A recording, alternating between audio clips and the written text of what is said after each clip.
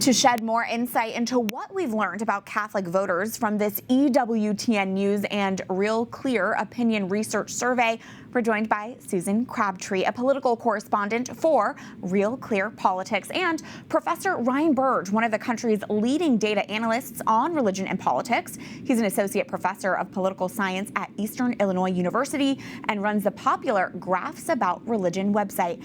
Thank you both for being here. I have a big picture question I'd like to address on the front end. Based on these poll results, does the Catholic voter look any different than the average American voter? Ryan, I'll go to you first. Yeah, I've always said a really good barometer for where the American public is, generally speaking, is where the Catholic vote is, generally speaking. Their vote tends to look like the overall popular vote in the entire country. And I'll say, by looking at this poll right now, it feels very good if you're a Democrat. And Susan, what are your thoughts on that? Does the Catholic voter look different than the average American?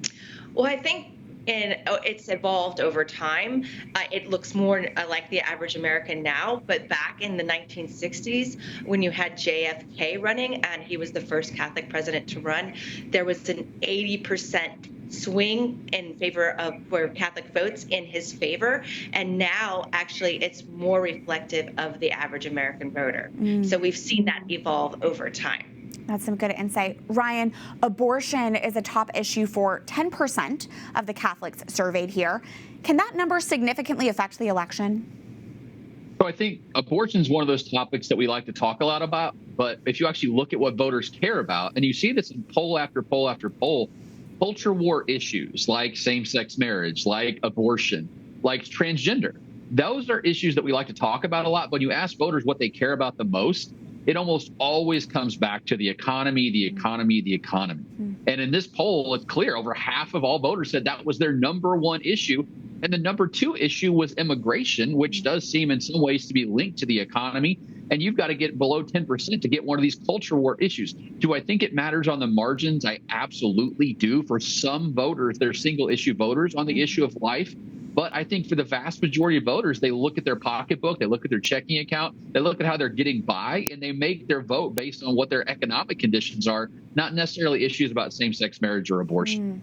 Susan, looking at foreign policy, 41% of Catholics regard Israel's response to Hamas's October 7th attack as somewhat or completely acceptable. Which political party's stance on the Israel-Hamas war bodes better than for gaining Catholic support?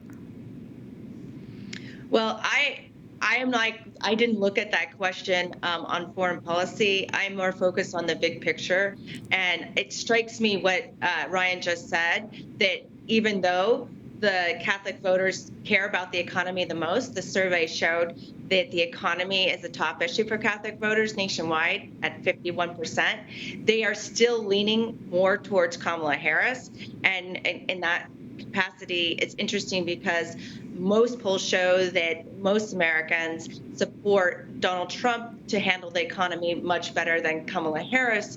And those numbers don't reflect that in terms of overall support. So you have, the economy is the top issue for Catholic voters, and border and security and immigration is 13% among Catholic voters, and the foreign policy doesn't even rank in the top 4 or 5 issues. Ryan, one survey finding that stood out to me was the fact that female Catholic voters support Harris over Trump, 56 to 37%. Were you surprised by that disparity? And can you shed some insight as to why that might be? Yeah, so the gender gap is one of the most well-studied and most understood part of American politics, which is that women tend to lean toward the Democrats and Republicans tend to lean toward Republicans. I think what's so fascinating is how big the gender gap is in this poll.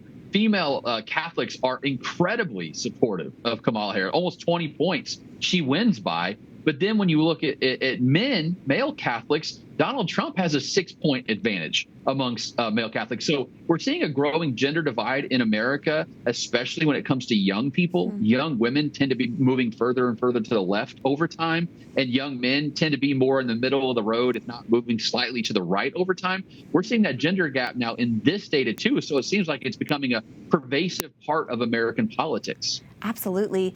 Susan, looking at this poll, 19% of Catholic voters think China poses a severe threat to the U.S. Overall, just from your political reporting, how significant is a campaign's Chinese foreign policy for voters, and what do you think voters are looking out for there? Well, we saw yesterday that it's a big issue. It was going crazy on Twitter that there was this woman from the New York consul, or actually in the governor's office in New York, that was basically a spy, was a foreign agent on behalf of China. And that attracted a lot of attention. For the first time in this campaign, China has become a big issue.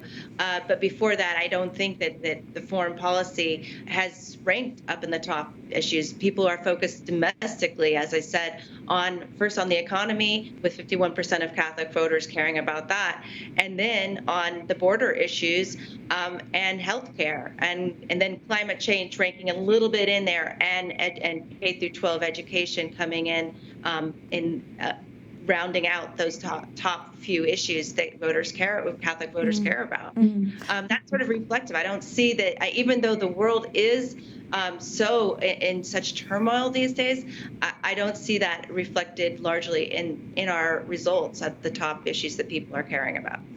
Ryan, we discussed already some of the culture war issues. Do you see the issue of transgenderism and Tim Walz's record affecting the election based on the way that the Catholic community sees this issue? If you look at this poll and other polls, what you see is most Americans, the vast majority of Americans, do not support gender transition procedures or treatments for minors.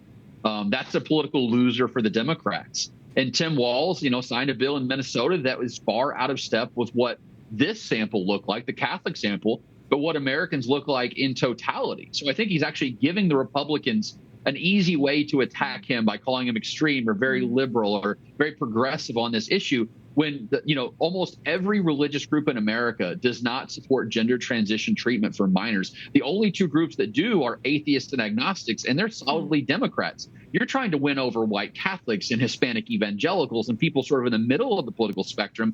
And the issue of transgender is one where the Republicans have a clear advantage over the Democrats. And I'm wondering why we're not seeing the Republicans do more attacks on Tim Walz on this issue, because it seems like it's an open vector for attack for Tim Walz. Susan, we're 2 months out until Election Day. Can you put into perspective the opportunity there is at this point for either campaign to move the needle? Well, I do think that there's entrenched opinions about both candidates. Certainly with Donald Trump, you have a hard time with his voters getting over the 49% range. We've seen that in poll after poll with RealClear Politics. But in terms of Catholic voters, there's a margin of undecideds. So you see that Trump is really, and the voters are supporting Kamala Harris by a slight margin. But when you include the sort of the undecideds and ask them to have more of an opinion about it, they actually lean more in favor of Kamala Harris than before. So I do think the undecideds are going to be, those are the swing voters are going to be deciding this race. And so those are the ones that are up for grabs. And this next debate on September 10th, that we're looking forward to, that's going to be critical for both candidates, because a lot of people don't know how they feel about Kamala Harris. She's been vice president for the last few years, but they still, she's sort of a question mark in their mind about her. Yeah, absolutely. So we'll see how she works in this debate. All eyes on that debate. Susan and Ryan, thank you for breaking this all down for us. Thank you both. Thank you. Thanks for having us.